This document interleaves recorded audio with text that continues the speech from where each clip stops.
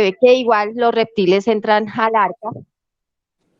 Los reptiles entran al arca y en el capítulo de 10, perdón, no, en el capítulo 9, iniciando el 9, dice, y Dios bendijo a Noé y a sus hijos con estas palabras, sean fecundos, multiplíquese, llenen la tierra, todos los animales de la tierra sentirán temor y respeto, bueno, tal. Y dice, a todos los animales y a todos los seres humanos les pediré cuentas de la vida y de sus semejantes. Ah, no, perdón, ¿en dónde? Ay, no subrayé. Total dice que entran también los reptiles y que igual pues como que los bendice. Entonces, quiere decir que en ese momento él nuevamente le da la bendición a la serpiente porque hoy en día, en algún momento, a mí unos líderes me dijeron que la serpiente era un anatema. En mi casa había pues así como una talla en madera que alguna vez el papá de mis hijos había comprado en un paseo y tenía como unos reptiles que había comprado en ese paseo así de talla de madera y entre esos una serpiente y esa vez no entraron a nuestra casa porque el líder quedó en seco en la puerta y dijo no puedo entrar porque igual tiene un tema.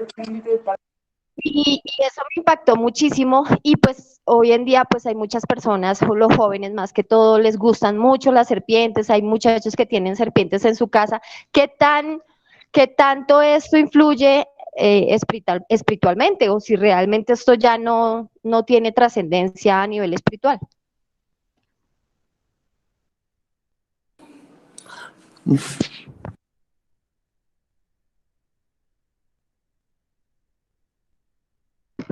¿Me escuchan ahí? Sí. Con eco. No, se oye con eco. ¿Con eco? O sea, ¿ahora sí? Pero sí se te escucha. Bueno, tu pregunta es muy chévere, me encanta tu pregunta. No, porque ¿por dónde le doy el ingreso a ellos? Tú abriste por... Bueno, vamos a ver si eso es tanta felicidad. No. 10 minutos. Bueno, sí, entiendo. Bueno, 15, chao. Mira que está negociando aquí una salida. Es que hay muchas personas también que les gusta tatuarse Sí, serpientes en el bueno, cuerpo, no, ¿no? Entonces, con sí. respecto a los tatuajes, que también Digamos que con relación a los tatuajes, pues no quiero ser tan, ¿cómo se diría yo? Tan fariseo y tan exegeta, porque la palabra de Dios, ahora lo vamos a ver en el transcurso, dice que no te marcarás el cuerpo. Y prohibió que nosotros nos tatuáramos. Lo vamos a ver un poco más adelante. Es un poco contextual, ¿no? Pero de todas maneras tiene un cierto simbolismo. Y hay cosas que vamos a mirar simbólicamente qué hay acá y por qué las hay. Entonces, particularmente, digamos que tengo mis serias dudas con relación al tema, pero si vamos a ver el desenvolvimiento de lo que es la culebra, que era lo que nos atañaba ahí, pues yo diría que efectivamente pasó a través del arca, si no, no tendríamos lo que es. Y cuando pasa, recuerden que cuando hay la maldición de la serpiente, le dice que te arrastrarás todos los días de tu vida y que del polvo comerás. Pero en el desierto el Señor el Señor utiliza las culebras para atacar a su grupo y dice que hagan ¿se acuerdan de la culebra de cobre? Que colocaron en una asta y que todo el que necesitaba ser salvado como una prefiguración de lo que iba a ser el Señor Jesús. Hoy en día nosotros ponemos nuestra vista ¿dónde? Ponemos nuestra vista en el Señor Jesús, en la cruz. Pero en ese momento había una prefiguración y todo el que quería ser salvo, en el desierto cuando lo mordía una culebra, tenía que mirar hacia lo alto. Recuerden que después le comenzaron a rendir culto a la culebra y vino el rey Manasés, que fue el que figuralmente logra o desaparece la culebra para que no le rindieran culto. Pero vamos a mirarlo, o sea, vamos a mirarlo detalle por detalle y lo vamos a ver en el desarrollo, cómo va conceptuándose ese tema de la culebra a través de todo el tema, todo el tiempo. Finalmente, eh, el Señor diseña un plan divino y luego habla y dice que que de la simiente de la mujer nacerá alguien que colocará su pie y aniquilará la culebra. Y usted va después a Apocalipsis 12 y encuentra el capítulo donde la simiente eh, prácticamente aniquila la culebra.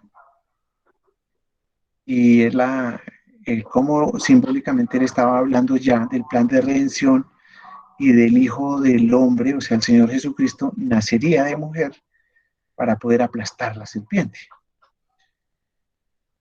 Es simbólico el tema, pero con eso hay que tener serios reparos y hay que tener mucho respeto y saber cómo lo maneja uno, porque en la medida que uno se tatúe una serpiente, pues en el fondo, ¿por qué lo hace?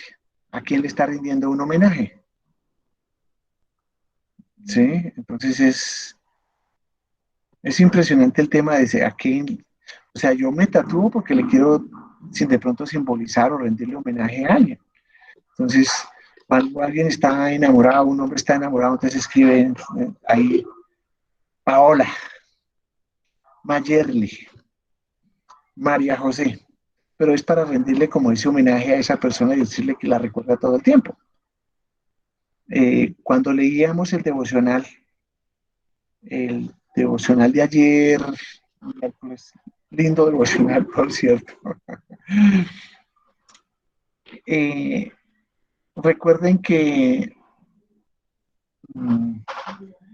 en Cantar de los Cantares 8:6 dice, grábame en el corazón y márcame, márcame. Y el Señor está diciendo, márcame en tu piel, márcame. O sea, si vas a hacer una marca, es la marca del Señor, para recordarlo. Entonces Dios es un Dios, en ese sentido, Dios es un Dios celoso, es un Dios que evidentemente lo quiere para uno. Pensemos por un momento, mujeres piensen que un día su esposo, su futuro esposo, su novio, llega con el nombre de, no sé, Maribel. Y le dice, bueno, ¿y ese nombre por qué se va a tatuar? Si realmente me amas, deberías de tener mi nombre grabado ahí. O hombres piensen que sucede lo contrario con la mujer que uno piensa casarse o que está casado, aparece con el nombre de Peter. ¿Por qué? Entonces es algo muy simbólico. Recuerden que el Señor siempre está mirando el corazón del hombre. Y si bien eh, en los primeros capítulos, cuando hay la caída del hombre, aparece la culebra como artífice y finalmente gana esa batalla, no gana la guerra, porque es que es continuo a través de toda la palabra hasta que llega Apocalipsis, cuando llega el gran vencedor, el Rey de Reyes y el Señor de Señores. Entonces se convierte en un tema muy, muy fuerte espiritualmente. No lo podría uno ignorar.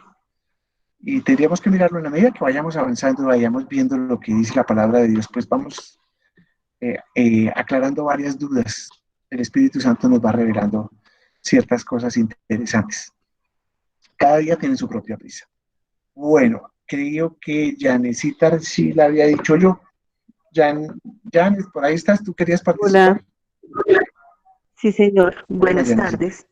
Em, a mí me impactó, me pareció tan bonito porque después de que pasó el diluvio, o sea, yo decía, Dios, ¿cómo Dios se olvida de que Noé está está en el arca con todos los animales? O sea, yo dije, Dios mío, o sea, Dios se olvida. Yo dije, Dios mío, si tú te olvidas, yo le preguntaba a Dios, la verdad, no sé. O sea, eso me impactó mucho que él se olvide pues que se había olvidado de que Noé estaba ahí.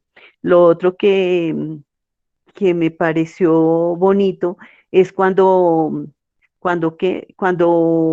Noé le ofrece un holocausto al Señor con animales puros y aves puras. Entonces el Señor dice, el Señor percibió el grato aroma y se dijo a sí mismo, aunque las intenciones del ser humano son perversas desde su juventud, nunca más volvería a maldecir la tierra por culpa suya. Entonces ahí fue cuando el Señor hizo un pacto de no volver a que se volviera a inundar la tierra.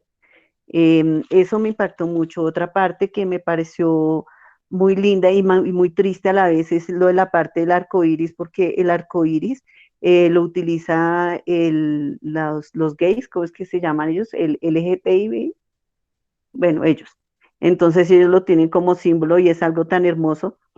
Y lo otro que también me causó impacto fue que él va a pedir cuentas de la sangre. Dice, por cierto, de la sangre de ustedes yo habré de pedir cuentas a todos los animales y a todos los seres humanos. Les pediré cuentas de la vida de sus semejantes. Si alguien derrama la sangre de un ser humano o de otro ser humano, la derramará la suya, porque el ser humano ha sido creado a imagen de Dios mismo. O sea, es el respeto al ser humano porque somos creación imagen del Señor, entonces no podemos derramar la sangre de otro ser humano. Eso fue lo que me impactó, Ivancito. Muchas gracias, Janecita. Me encanta tu participación. Sí, creo que voy a comenzar a hablar de un tema. Ese tema, Iván, una perdóname un pregunta. segundito. Perdóname, por Iván, una favor. preguntita. Alex, ya te vuelvo la llamada. Dame 20 minutos y te vuelvo la llamada. Termino una conferencia aquí y ya te marco. ¿Listo? Ok. Iván, una pregunta. Sí, Una preguntita. sí, Víctor. Cuéntame. ¿Por qué Noé maldice a Canaán cuando el que la embarró fue Cam? Ya. Déjame, ya, Víctor, te la voy a dejar ahí en el congelador 2 minutos. ¿Ok? Algo así. Quiero si ya seguro que no me voy a evadir, no voy a evadir tu pregunta porque me encanta. Pero quiero, Janet venía haciendo un comentario muy interesante y es el versículo que acaba de leer y es yo pediré cuentas de la sangre derramada. Recuerden que cuando Caín mata a Abel, ¿sí? El Señor, ¿qué le dice? El Señor le dice, la sangre de tu hermano clama a mí. Y el Señor más adelante va a sacar una prohibición de que dice, y no comerás sangre porque la vida está en la sangre. Y cuando se generan los holocaustos, son holocaustos de sangre, o sea, la sangre es un sacrificio que se hace, una expiación que se hace al Señor. Y finalmente, el Señor Jesucristo paga un precio alto, que es precio de sangre. Y es derrama hasta la última gota de sangre, que es el precio que paga por nosotros. Pero aquí, tal como lo leía Janet, que me encantó, él comienza a pedir cuentas, ¿sí? A pedir cuentas y a hablar sobre lo que es el simbolismo de la sangre. Es algo muy simbólico. Y es como el simbolismo de la sangre va a continuar. Igual cuando en Hechos de los Apóstoles lo vamos a ver en su momento, cuando viene el primer concilio, que en su momento lo hace Jacobo y lo hace los discípulos del Señor Jesús, y hay esa controversia que se están convirtiendo todos los que no son judíos, o sea,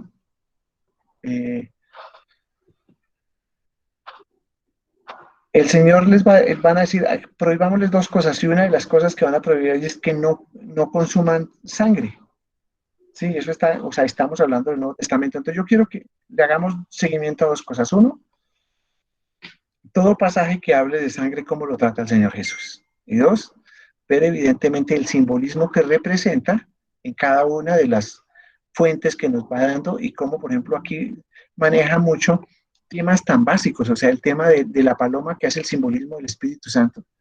Por allá Maribel me decía que simboliza el cuervo. El cuervo trae mucha mitología, ¿no? Primero es un animal que en la mitología griega y romana lo utilizaron como un símbolo de augurio, de presagio, y ese presagio eran buenas o malas noticias, ¿sí? Dependiendo del color, de las formas de el búho, del búho, no, del cuervo. Vamos a ver que el mismo cuervo lo utilizan a veces en temas no poco santos, pero era el presagio del futuro, de lo que se veía venir y de lo que iba a acontecer. De esta manera creo que lo que les pediría era eso, sigamos con el tema de ¿Qué es lo que va a acontecer ahí? Bueno, ahora sí hablemos un poco de lo que nos decía Víctor. ¿Por qué maldice a Canaán y no maldice a su hijo? Su hijo se llamaba Cam. Can. Can. Es que cuando tú ves Can, digamos que el diminutivo o la forma que se les va a hacer a ellos de Can, como si se le diera cainita, él es el que va a formar un pueblo. Si tú sigues mirando toda la genealogía, y él va a dar origen a Canaán, ¿sí? Él es el autor. En este momento hay 3 ramas que se abren a partir de Noé. De alguna forma nosotros somos descendientes de Noé. Y van a ver, digamos, que hay 2 vertientes, entre comillas, buenas, que tenían la bendición del Padre, que tenían la bendición del Señor, que es Jafet y Sem. Ellos van a tener. Pero, ¿qué sucede? Veamos un poco como el episodio. Han llovido 40 días. Comienza y dura prácticamente 6 meses la desecación de la tierra, 150 días. Llegan al monte Arará. Históricamente se dice que el arca de Noé debe estar en el monte Arará. Y descienden. Y bueno, el viejo Noé, ¿qué hace? Está como estamos nosotros después de 6 meses también de cuarentena, con ganas de divertirse y con ganas de hacer cosas. Entonces el viejo sale happy, se emborracha ahí, y en medio de la borrachera pues queda desnudo y tendido en el piso. Y Can lo ve desnudo y lo que hace es burlarse del viejo. Entonces se va a contarle el chisme a sus hermanos y le dice: ay, el viejo está en peloto, mostrando todas sus partes nobles. Los hijos entienden, saben que le deben respeto al viejo. Pues sí, el viejo se emborrachó, pero ese es un tema completamente diferente, y es un tema de la relación de él con el Señor. Y genera que ellos consigan una manta, se vayan de espaldas, se la echen encima, y después de que pasa la borrachera, pues le cuentan al viejo y hace 2 cosas. Bendice a Sem y a Jafet, pero contrario census, lo que a Can lo va a maldecir. Y obvio, es que no lo maldice solo a Can, sino que maldice toda su descendencia. Por eso le dice Canaán. Y hace la maldición no solo contra Can, sino contra la descendencia. Y le dice: usted y todos sus hijos y sus nietos y sus bisnietos le servirán de esclavo a los hijos que me respetaron. ¿Sí?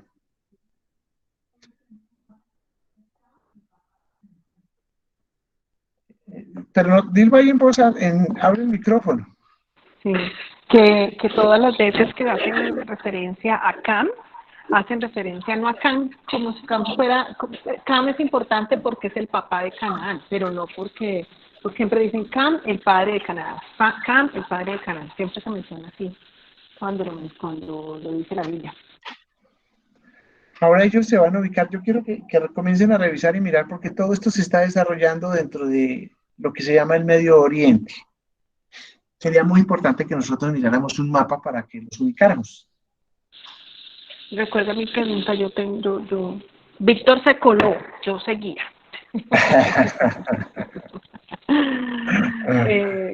Tengo una pregunta, y es que, bueno, no sé si la vayamos a resolver acá, pero sí me inquieta mucho, es que recalca bastante en uno de los capítulos que todo ser viviente se desapareció de la faz de la tierra y quedó solamente Noé con su familia. Y entonces, ¿de dónde vienen todas las razas, las diferentes etnias, todas las cosas, ¿no? ¿Cómo se puede, o sea, cómo la antropología también se puede explicar ese tipo de cosas? O pues me causa mucho cuidado eso.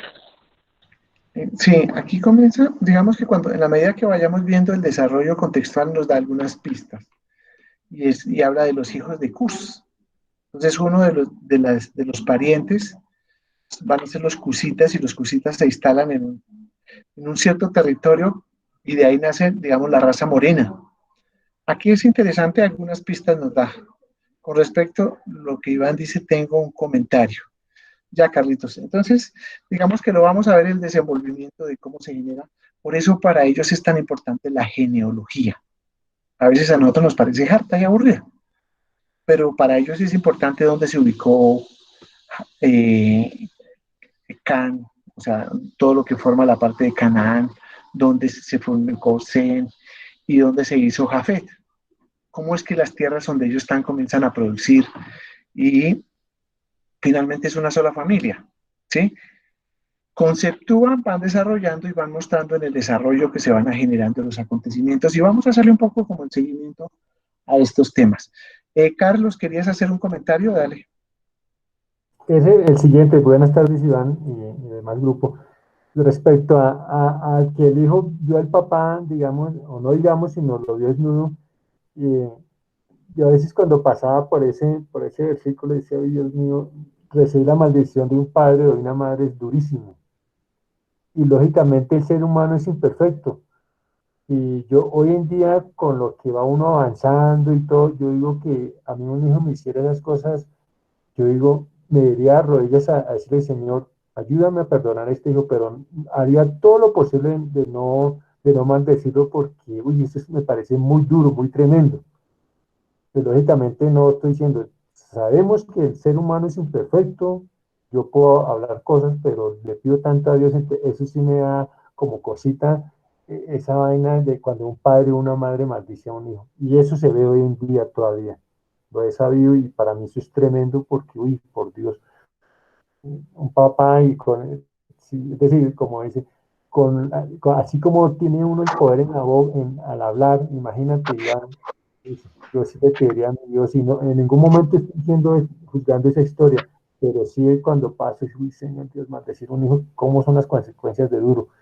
Yo le pedía mucho a mi Dios que me ayudara, me diera esa sabiduría, que un hijo no, porque yo a veces, yo quiero a mi hija, le digo: Señor, perdóname, no busco ser un papá perfecto, pero ayúdame, Señor, independientemente, porque yo soy, ¿quién soy yo para juzgar a un hijo? Ayúdame siempre a seguir amándolo, a seguir perdonándolo, y siempre orar por esa persona. Eso es lo que quería hacer ese comentario. Ok, Charlie, gracias por su comentario. Digamos que cuando nosotros hacemos sanidad espiritual, uno de los capítulos es cortar con las maldiciones generacionales. Y cuando hablamos de maldiciones generacionales es eso. Es, si bien nuestros antepasados hacen esas maldiciones, también la palabra de Dios dice que no pagarán unos por otros, sino que cada quien pagará por su propio pecado. Y eso el Señor Jesús lo permite, y permite que se corten todo. Porque así como pasó acá, pues evidentemente me imagino que más adelante pensemos un poco que uno de los hijos de Can se convierte y ama al Señor, pues no podría pesar con la maldición que el abuelo, el bisabuelo o el tatarabuelo podrían hacerlo. El Señor Jesús dice que cuando un hombre se porta mal, maldice hasta su tercera y cuarta generación, pero que cuando un hombre se porta bien, bendice 1000 generaciones en adelante. O sea, nosotros a partir de esta generación, cuando vamos a hacer una bendición, 1000 generaciones van a recibir las bendiciones que nosotros vamos a proferir sobre nuestros hijos. Pero digamos que la cápite era para eso. El Señor siempre ha sido muy celoso en cuanto a los padres e hijos. Por eso el único mandamiento con promesa es el de honrar a los padres. Independiente que el padre haya sido bueno, que el padre haya sido malo, él simplemente le dice honra, y es lo que uno debería de hacer. Gracias, Charlie, por el comentario. Y bueno, continuamos ahí. Yo quiero ahora sí aprovechar, ya que estamos grabando, de hacer un breve repaso sobre lo que hoy nos competía. Si alguien tiene dudas o quiere hacer algún comentario, puede agregarlo ahí.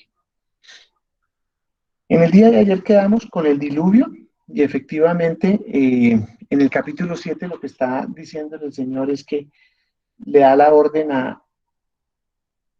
a Noé y le dice, entra con tu esposa y con tus hijos y con tus nueras. Queda claro lo que hablábamos ayer y en esta parte están entrando 8 personas.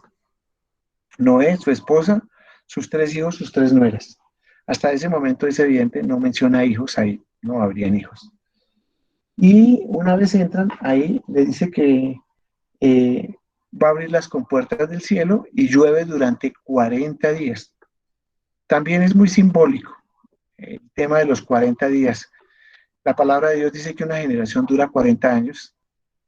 40 años duró el pueblo de Israel en Egipto. ¿En qué? En el desierto. 40 días ayunó el Señor Jesucristo. Y es simbólico como trabaja Él en esas temporadas bajo el tema de los 40. Entonces duró 40 días lloviendo, pero obviamente secando la tierra sí duró mucho más, duró casi 6 meses. Y dice que sí, que Dios cerró las compuertas de las y habla de lo que nos decía Janet Archila, de que le conmovió a Dios. Yo me imagino que antes del diluvio pues existían otro tipo de animales históricos que a lo mejor no se subieron al arca, ¿sí? Y que hoy en día también encontramos fósiles y les damos alguna explicación, pero tal vez eso puede ser parte de lo que había en el diluvio. Y el Señor establece un pacto. Y recordemos que los pactos son unilaterales. En un pacto se compromete la persona sin esperar nada a cambio. Y Dios hace pactos, no hace contratos. Contratos es cuando las dos voluntades confluyen y ambas tienen tanto deberes o obligaciones como derechos. Pero aquí el único que se va a comprometer es el Señor. Y va a hacer un pacto con el hombre. Dice, oye, yo nunca más vuelvo a hacer esto de inundar y de acabar toda una civilización.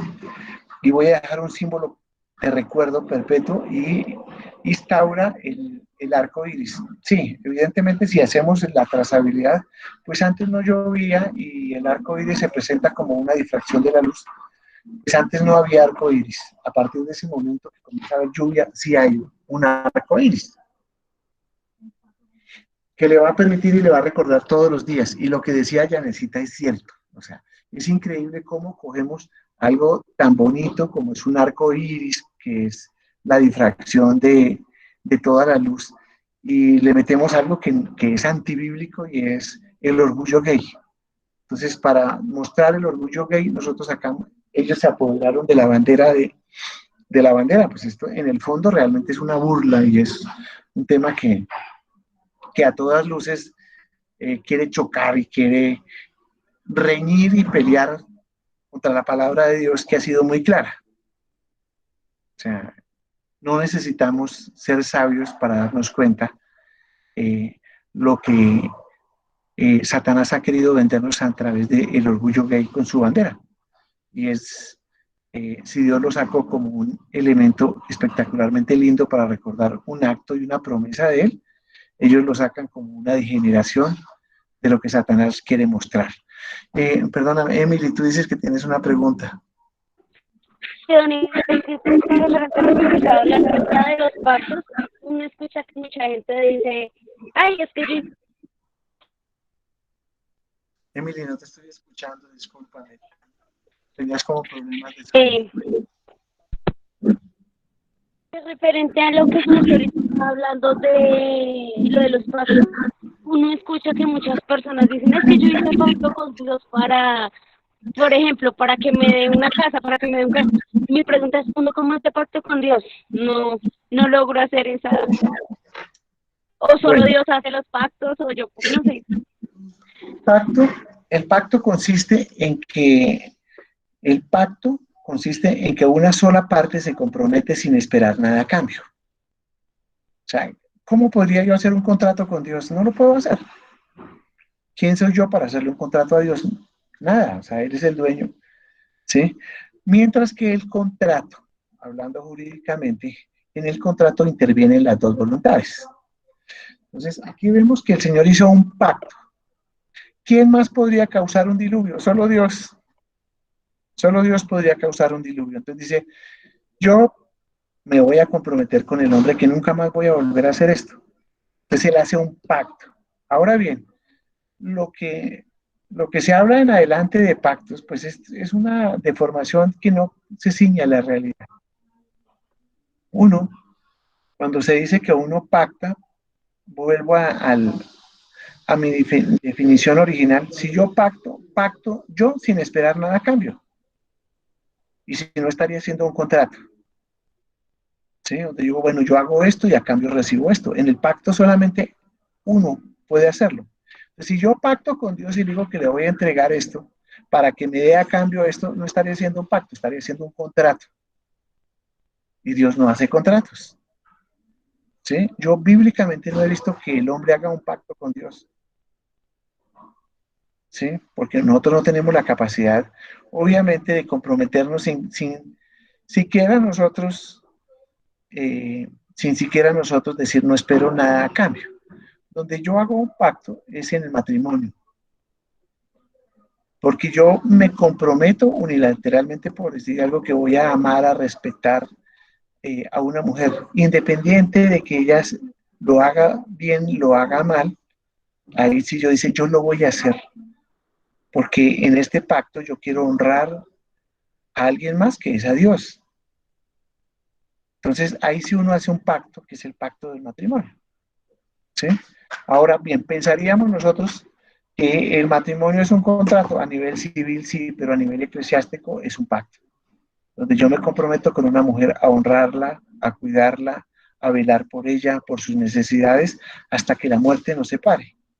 De tal manera que si en el día de mañana la persona no cumple, no significa que yo voy a incumplirlo, porque estaría hablando entonces de un contrato. Ahora le decimos a Mónica que nos dé una clase de bienes, y en esa clase entendemos lo que es un contrato y lo que es un pacto. ¿Sí o no, Mónica? Vale, gracias. Sí, Moni es re buena explicando. Bueno, ahora le decimos a Mónica, claro que la perdimos.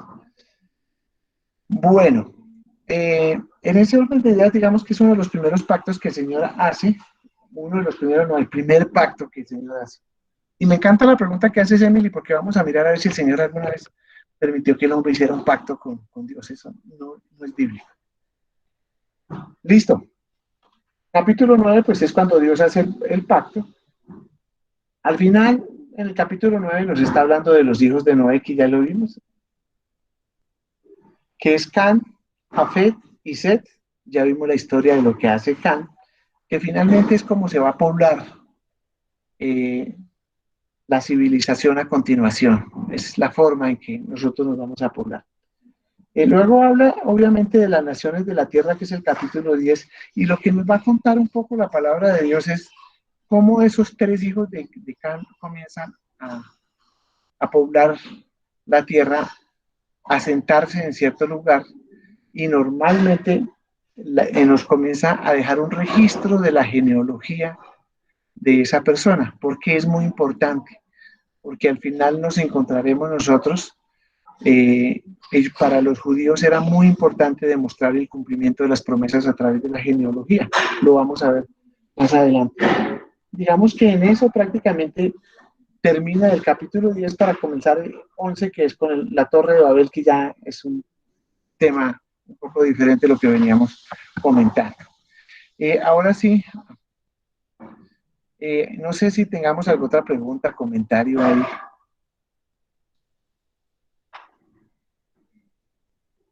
¿Todo quedó claro o hay alguna duda?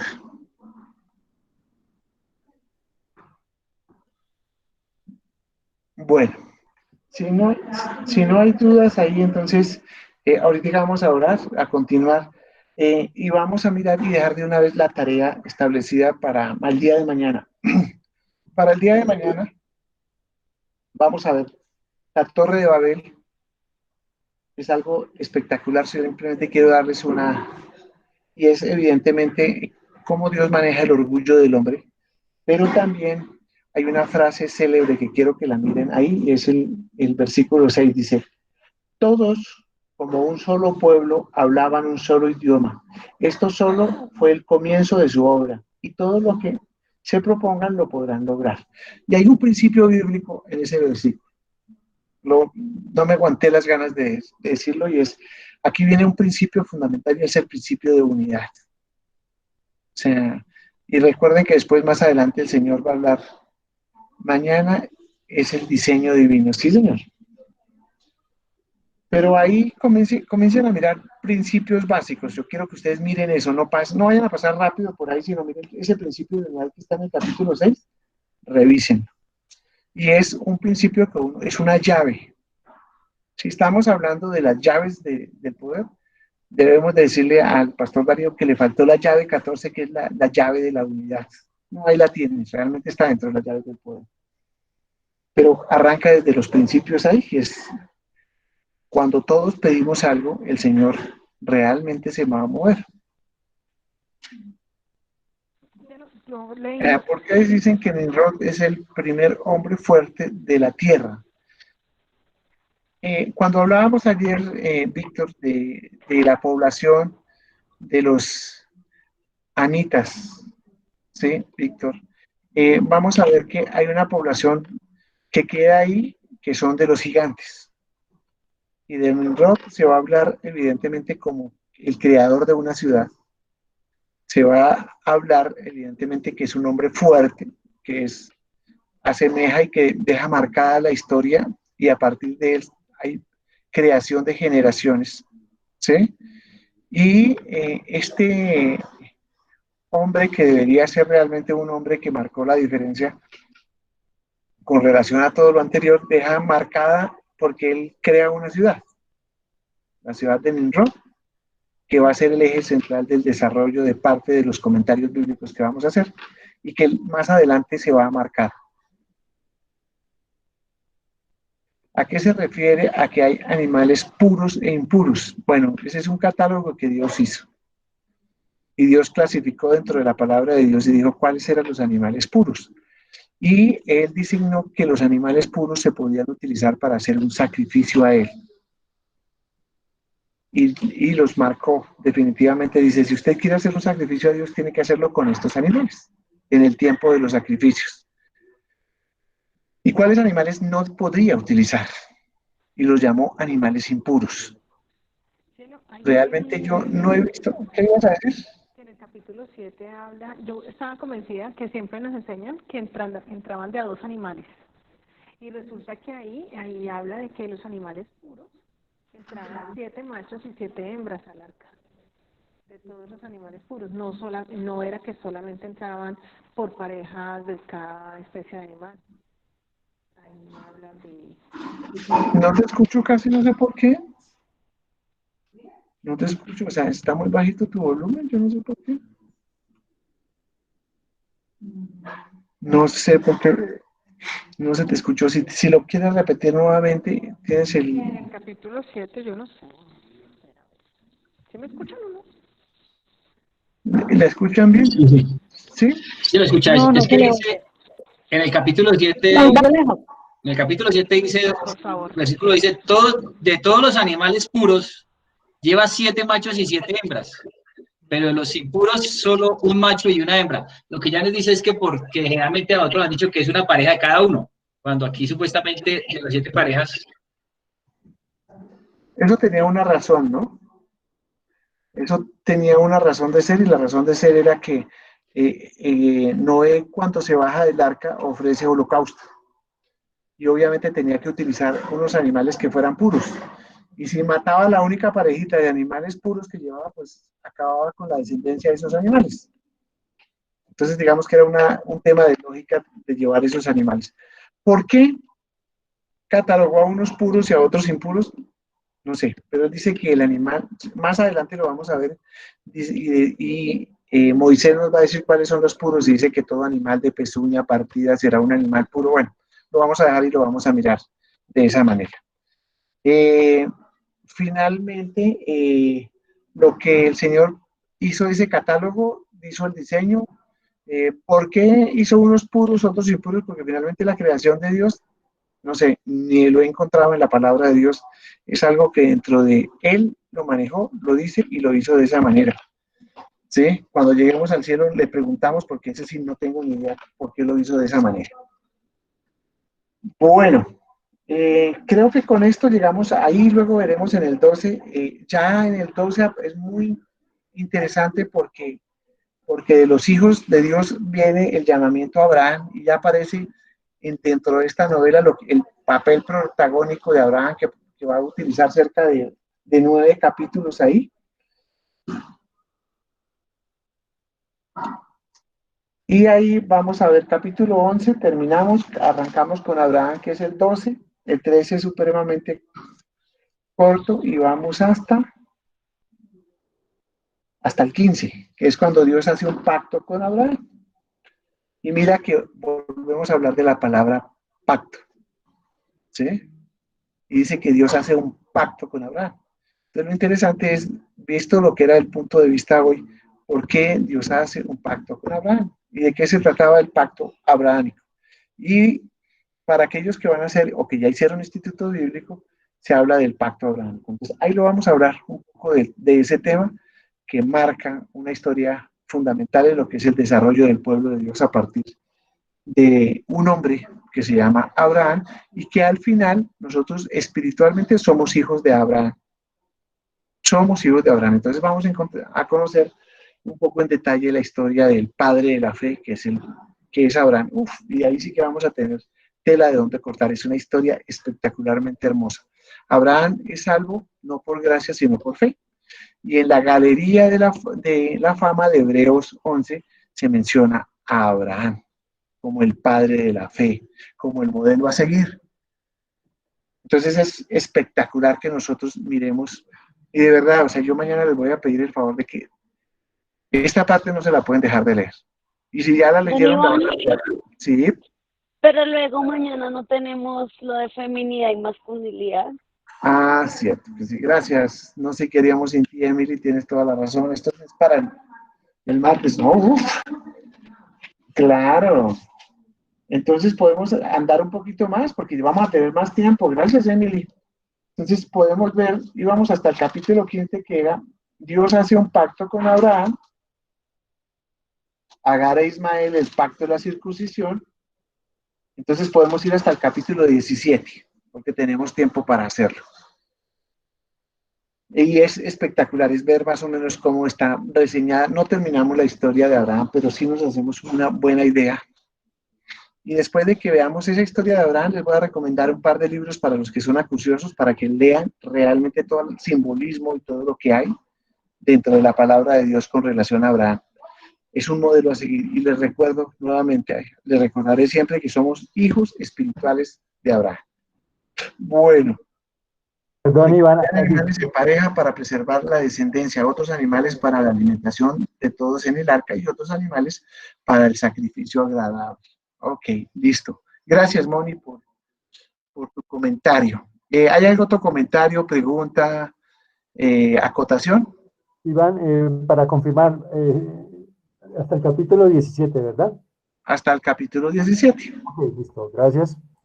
Muchas gracias. Listo, chicos. Si no hay nada más, vamos a orar y cerramos este capítulo. Víctor, por favor, oras, gracias.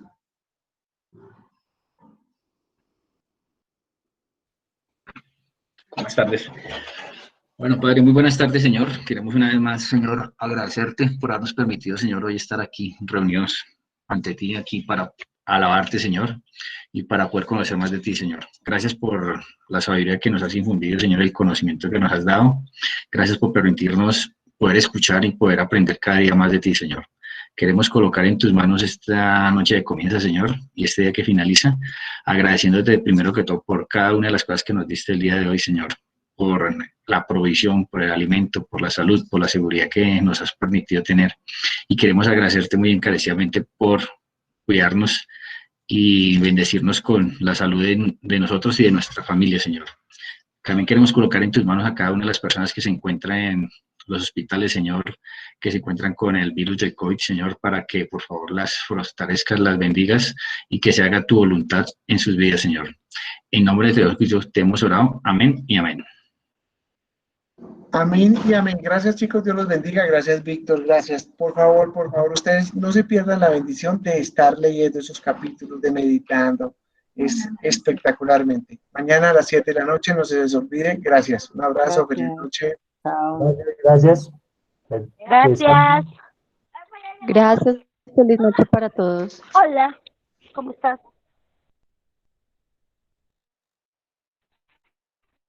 Gracias. Buenas noches, hasta luego.